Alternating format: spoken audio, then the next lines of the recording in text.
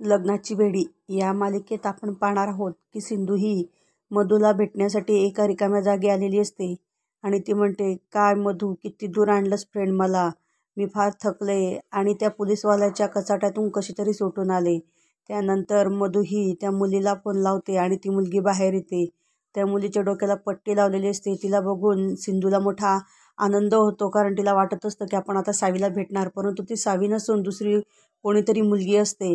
तेव्हा मधू म्हणते, काय झाले, तुझ्या चेहऱ्यावरचा आनंद कुठं गेला? तेव्हा ती म्हणते की मला लहान मुलांपासून ॲलर्जी आहे ना, म्हणून माझा चेहरा उतरलेला आहे. पण आता मी हिला गोदामावशीकडे देणार आणि इथून मी दूर जाणार. तेव्हा ती मुलगी मम्मा मम्मा म्हणते आणि सिंधू मात्र तिच्या डोक्यावर हात ठेवते. तेव्हा सिंधू तिला सांगते की आता ह्या मुलीला घे आणि आमचं घर सोडून चालली जा. तेव्हा ती म्हणते, मला राजश्री मदरसाठी थांबावं लागेल. तेव्हा मधू म्हणते, मी घरच्यांना बघून घेईल. त्यानंतर अचानक पोलीसच्या गाडीचा आवाज येतो आणि मधू सिंधूला म्हणते की तू काय पोलीसवाल्यांना बरोबर घेऊन आली आहे का? ती म्हणते, मी कशाला पोलीसवाल्यांना घेऊन येऊ आणि आता आपलं काय होणार या ठिकाणी. त्यानंतर मधूसुद्धा घाबरते की आता करायचं काय.